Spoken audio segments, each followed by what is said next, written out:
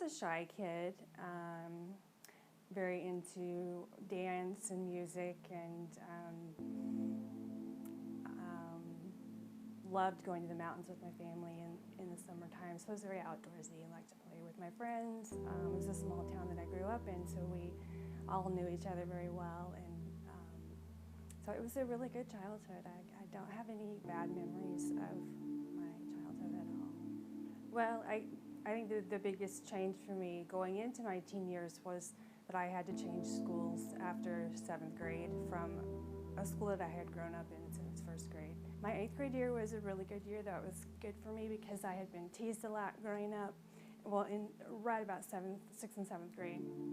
So to me it was like a start over, and new relationships. I could just start clean, start fresh, and nobody knew all of these things, you know, that I had been teased about. And so I guess that starts my teen years right there. And I met my boyfriend when I was in 8th grade.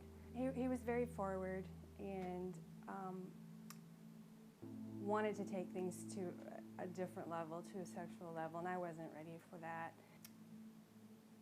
You know, I don't think I was expecting it to be that soon, and I certainly wasn't expecting it to happen the way that it did.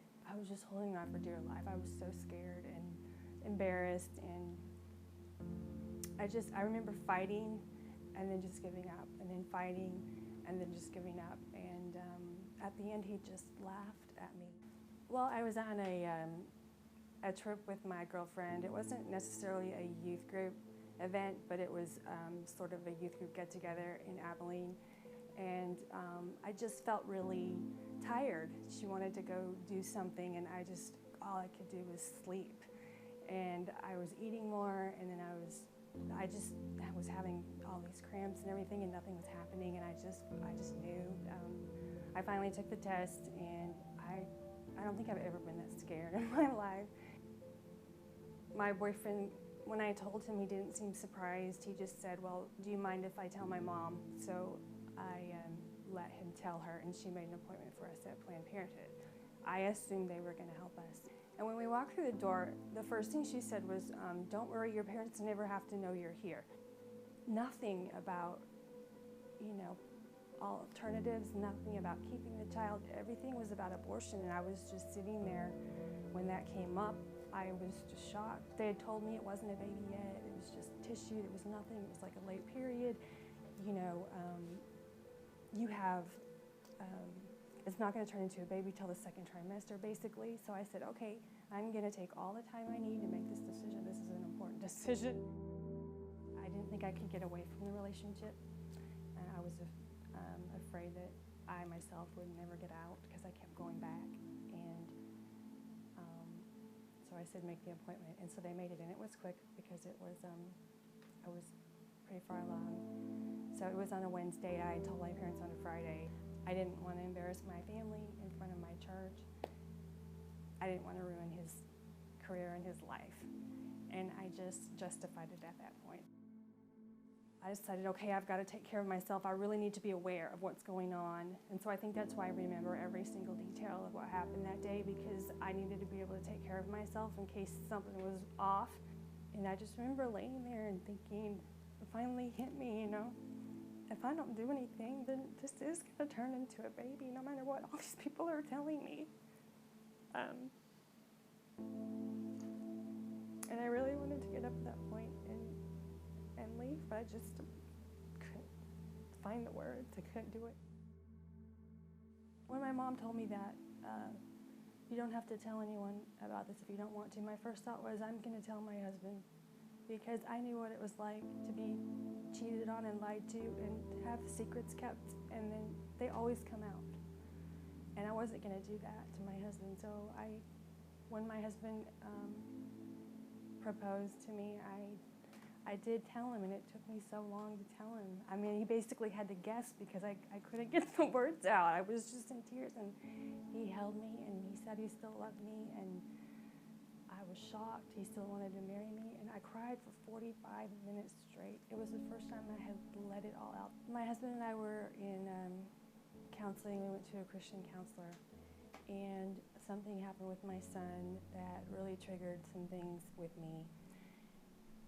Things started coming up and I couldn't cry about it, and I didn't understand why. I was so sad and I had all this pain inside, but I couldn't cry. And I mentioned it to the counselor, and he said, well, has anything traumatic ever happened to you in your past? And I knew I couldn't lie to him.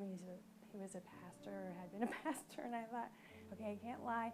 My husband already knows, so if I don't tell him, he's going to tell him. So I felt backed into a corner and terribly frightened of what he was going to think and say.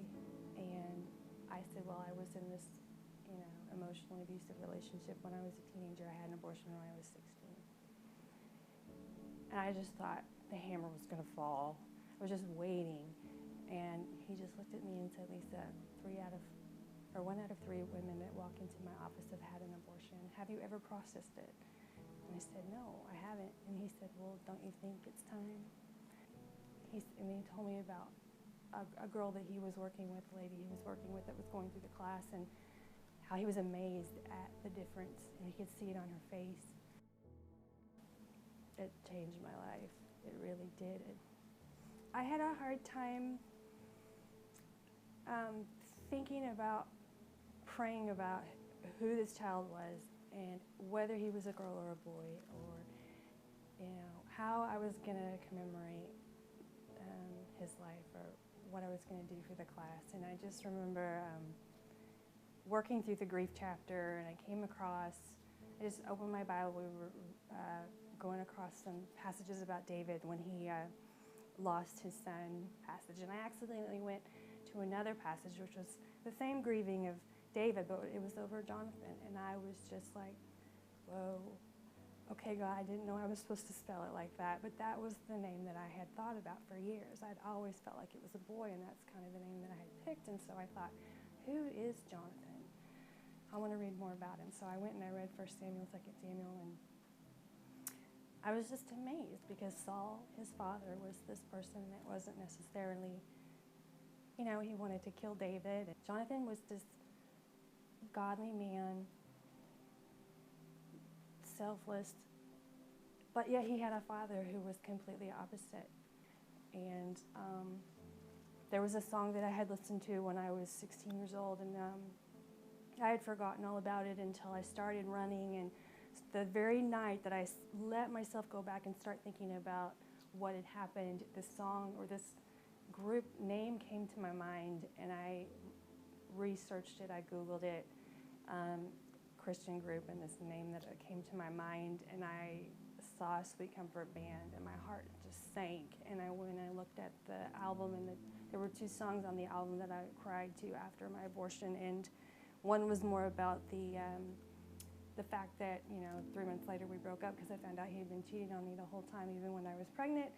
And so the other song was about the abortion itself, and I had put my own words to it to help me deal, because there was not a song out there that spoke to what I had been through. And I was able to sit down and write down everything that I was thinking as I was listening to this song, and it just brought everything back.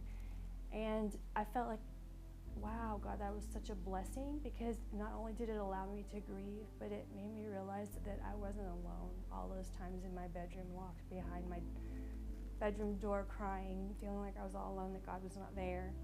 I felt like that was Him wrapping His arms around me.